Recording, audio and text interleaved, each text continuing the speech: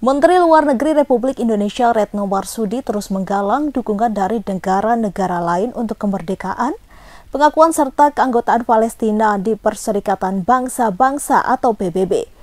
Dalam kunjungannya di Oslo, Norwegia pada Rabu 12 Juni 2024, Retno melakukan pertemuan bilateral dengan beberapa pemimpin negara dunia. Pada setiap pertemuan, isu yang selalu dibahas adalah isu Myanmar, Afghanistan, serta Palestina. Pada pertemuan bilateral dengan Perdana Menteri Norwegia, Retno membahas isu Palestina dan bagaimana kerjasama untuk menggalang dukungan agar lebih banyak negara mengakui Palestina. Kemudian, pada beberapa pertemuan lainnya seperti dengan utusan khusus Uni Eropa, utusan khusus Amerika Serikat untuk Afghanistan, utusan khusus Inggris hingga Komisioner Tinggi HAM PBB, ada harapan besar resolusi Dewan Keamanan PBB yang diinisiasi Presiden Amerika Serikat Joe Biden soal gencatan senjata 3 fase bisa dijalankan. Adapun saat menjadi pembicara dalam Oslo Forum 2024 di Oslo, Norwegia, Retno juga menyampaikan soal isu Palestina. Ia menyinggung pentingnya penghormatan terhadap hukum internasional untuk setiap upaya menyelesaikan suatu konflik. Indonesia memahami bahwa mediasi selalu butuh waktu, tetapi selagi menunggu, dunia internasional bisa membantu upaya memperlancar bantuan kemanusiaan dan menyiapkan Palestina dalam bernegara.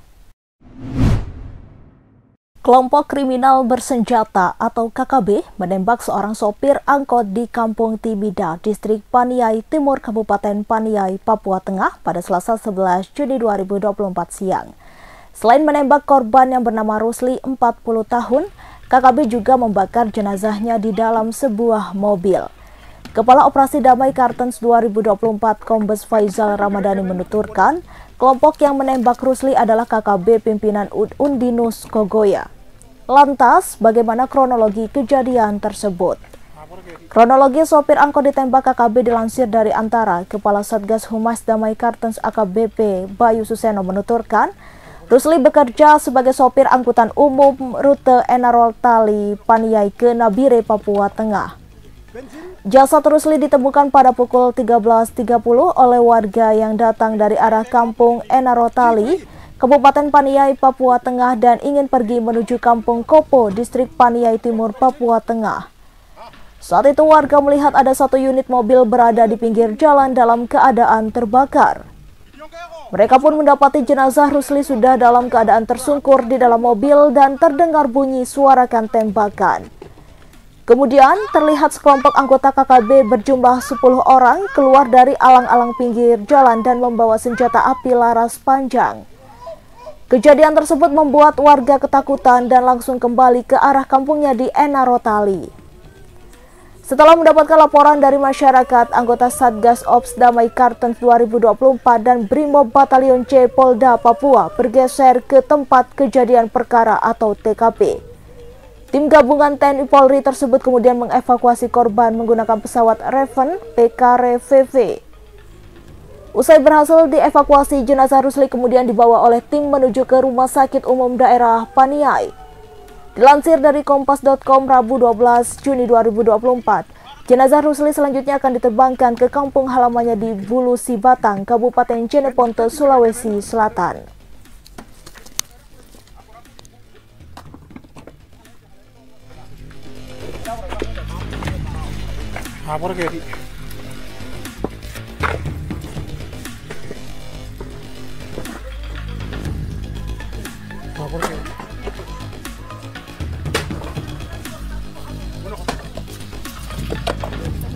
Bensin 고래가 내가 넘기지 이 고래기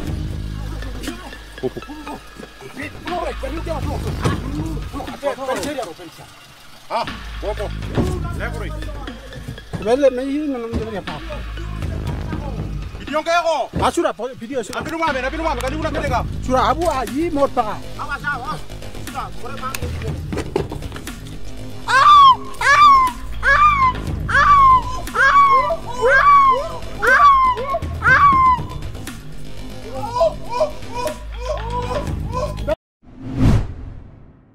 Keluarga Rusli 40 tahun warga yang menjadi korban penembakan dan pembakaran oleh kelompok kriminal bersenjata Papua mengeluh lantaran harus membayar puluhan juta rupiah hanya untuk memulangkan jenazah korban. Mereka kaget lantaran proses pemulangan jenazah disebutkan akan mendapatkan bantuan dari pemerintah pada Jumat 14 Juni 2024. Rusli, sopir angkot yang menjadi korban penembakan dan pembakaran oleh KKB di Kabupaten Paniai, Papua Tengah, kini telah dimakamkan di kampung halamannya Dusun Aluloe, Desa Bulusi Batang, Kecamatan Bontoramba, Kabupaten Jeneponto, Sulawesi Selatan. Ia meninggalkan istri dan 2 orang anak. Selain harus menanggung kesedihan yang mendalam, keluarga korban juga harus membayar uang sebesar 58 juta rupiah untuk memulangkan jenazah ke kampung halaman. Uang tersebut disebut sebagai biaya pengiriman jenazah saat berada di bandara. Akibatnya, proses pemulangan jenazah korban sempat tertunda lantaran pihak keluarga harus patungan hingga berhasil mengumpulkan uang puluhan juta tersebut. Pihak keluarga awalnya kaget saat dimintai biaya pengiriman jenazah korban lantaran peristiwa yang dialami oleh korban merupakan kejadian luar biasa. Rusli sendiri selama hidupnya dikenal sebagai sosok pendiam dan kerap berbagi kepada orang yang dikenalnya. Pekerjaannya sebagai sopir angkot di Kabupaten Gua, Sulawesi Selatan tak mencukupi kebutuhan hidup istri dan 2 anaknya hingga memutuskan mengadu nasib di Kabupaten Paniai, Papua Tengah sebulan yang lalu. Namun nyawanya harus berakhir di tangan KKB Papua. Rusli menjadi korban penembakan oleh KKB pada Selasa 11 Juni 2024 di Kabupaten Paniai, Papua Tengah. Presiden Palestina Mahmud Abbas memuji pidato Menteri Pertahanan Republik Indonesia Prabowo Subianto selama KTT Gaza awal pekan ini. Menurutnya, apa yang disampaikan Prabowo langsung ke poin utama permasalahan. Pujian itu disampaikan Abbas di sela-sela KTT di Yordania pada Selasa 11 Juni 2024. Dengan wajah sumringah, ia menyebut Prabowo sebagai saudara. Abbas pun menyampaikan terima kasih atas dukungan Indonesia terhadap Palestina. Sebelumnya, Prabowo menegaskan bahwa Indonesia siap memberi lebih banyak bantuan kepada Palestina jika diperlukan. Indonesia juga siap berkontribusi dalam mewujudkan gencatan senjata di Gaza. Kemudian mengirim tenaga medis, mendirikan rumah sakit di lapangan, hingga mengevakuasi 1.000 warga yang terdampak perang. Menurut Prabowo, semua tindakan ini adalah upaya untuk mencapai solusi 2 negara. Presiden Joko Widodo mewanti-wanti potensi 50 juta petani kekurangan air lantaran kondisi iklim Jumat 14 Juni 2024. Sebab, dunia akan menuju pada neraka iklim dengan suhu mencapai rekor tertinggi dalam 5 tahun ke depan. Jika masalah iklim ini dibiarkan, FAO menyebut dunia akan mengalami kelaparan berat pada 2050. Jokowi melanjutkan, hal itu sudah terlihat dalam setahun terakhir. Sejumlah negara mengalami gelombang panas seperti India yang suhunya sempat mencapai 50 derajat Celcius dan Myanmar yang mencapai 45,8 derajat. Suhu panas berpotensi membuat gagal panen karena kekeringan. Oleh karenanya, ia meminta seluruh pihak termasuk kepala daerah jangan main-main dengan masalah kekeringan dan juga gelombang panas. Ketika stok berkurang, harga pangan pun akan naik.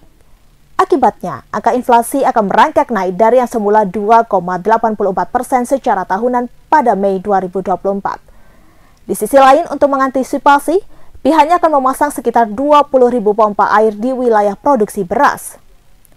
Ia meminta Kementerian Pertanian dan Kementerian Pekerjaan Umum dan Perumahan Rakyat untuk bekerja sama dengan TNI untuk membangun sarana tersebut dalam 3 bulan. Presiden Jokowi menuturkan, pompa-pompa itu akan berfungsi untuk mengaliri air ke persawahan saat ancaman iklim dan suhu panas semakin mendekat. Kementerian Agama Republik Indonesia atau Kemenak RI menetapkan 1 Zulhijjah 1445 Hijriah jatuh pada Sabtu 8 Juni 2024. Dikutip dari Kompas.com, Jumat 7 Juni 2024, dengan adanya keputusan tersebut, Hari Raya Idul Adha 10 Zulhijjah 1445 Hijriah akan jatuh pada Senin 17 Juni 2024. Sebelum Idul Adha, umat Muslim disunahkan untuk mengamalkan puasa Arafah. Lalu, mulai kapan puasa Arafah dilaksanakan oleh umat Islam di seluruh Indonesia? Anggota Badan Hisab Ruqyat Kemenak Republik Indonesia Thomas Jamaluddin mengungkapkan, puasa Arafah 9 Zulhijjah jatuh pada Minggu 16 Juni 2024.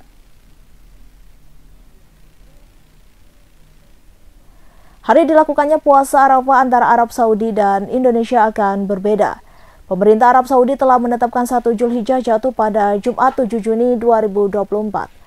Oleh karena itu, di Arab Saudi maka hari Arafah yang menjadi pelaksanaan puasa Arafah akan dilaksanakan pada Sabtu 15 Juni 2024.